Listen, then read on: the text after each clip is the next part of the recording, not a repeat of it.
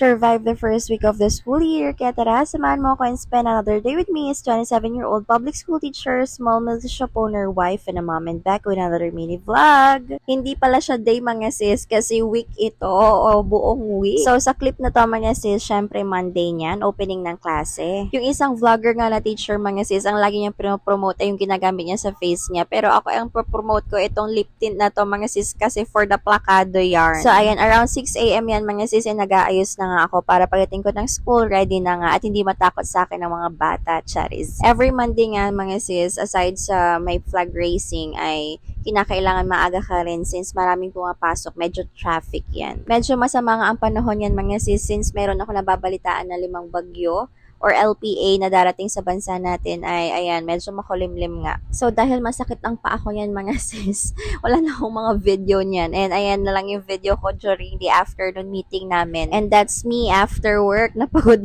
mga sis. Sinundo nga ako ni Papa and ni Amira. Ayan nga si Amira ay tulog na. Buti nga at hindi na namin naabutan yung malakas na ulan yan mga sis. And kinabukasan nga, ayan, Tuesday naman mga sis, kaso hindi ako naka-uniform since hindi ko pa nakukuha yung pina-repair kong uniform, hindi pa daw tapos. And I'm wearing our intramurals shirt na kakulay naman ng Tuesday uniform namin.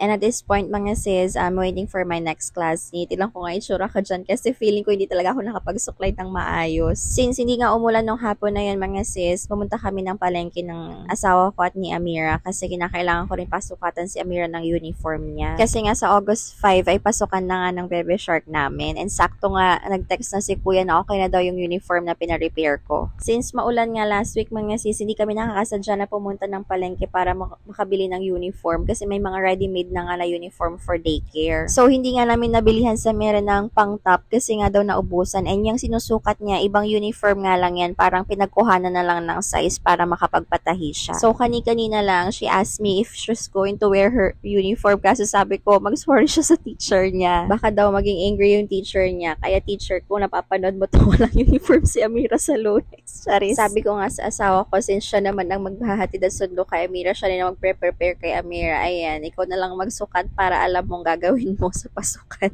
Abangan nyo nga kung malilate pa rin si Amira sa pagpasok niya, charis. Grabe, nakakayak. Ang bilis ng panahon kasi yung dating buhat-buhat ko lang, pinapatulog, pinapadede, ayan, mag-daycare na. Pero alam niyo mga sis, ang kinakatakutan ko ka baka kasi ayaw niya yung green na uniform. Pink yung hanapin niya, char. Buti na nga lang hindi naganap ng pink uniform si auntie ninyo, charis. So ayan, sabi namin kay ate, ay ang number 14 na nga lang na uniform na pangtaas yung kukunin namin para medyo maluwag kay Amira at hindi siya masisikipan. So ayan, sa part na yan mga sis, I feel na nga ni Amira yung uniform niya. And ayan, kinabukasan niya mga sis, syempre Wednesday naman yan. And ayan, 7 a.m. pa nga lang yan mga sis, pero grabe ang tirik na ng araw. And ayan, nakita ko nga yung kapatid ko mga sis at tawang-tawa ako dyan kasi nakapayong pa nga siya, tanggal angas bro, char. Wala lang ako ibang clips mga sis during nagtuturo, ganun or what, kasi parang kulang na kulang yung 45 minutes sa pagtuturo namin everyday kasi nga, if you'll ask, naging 45 minutes na nga since new curriculum na tayo. And ayan, Thursday na nga yan mga sis, after work, ayan, nag-vlog na lang kami ni Amira nung product na i-review namin sa TikTok. And finally, ayan, Friday na nga mga sis. Grabe, sobrang pagod this week. And sana by next week, hopefully ay makapag-vlog tayo during break, during lunch break, mga ganon. Para hindi puro naka-helmet yung nakikita nyo, char. And ayan, kinakailangan nga namin pumunta ng asawa ko sa Comelec sa Santa Barbara. Buti nga nakaabot pa kami sa office nila mga sis para kumuha ng voter certification. Ayan, kung naririnig nyo man siya kasi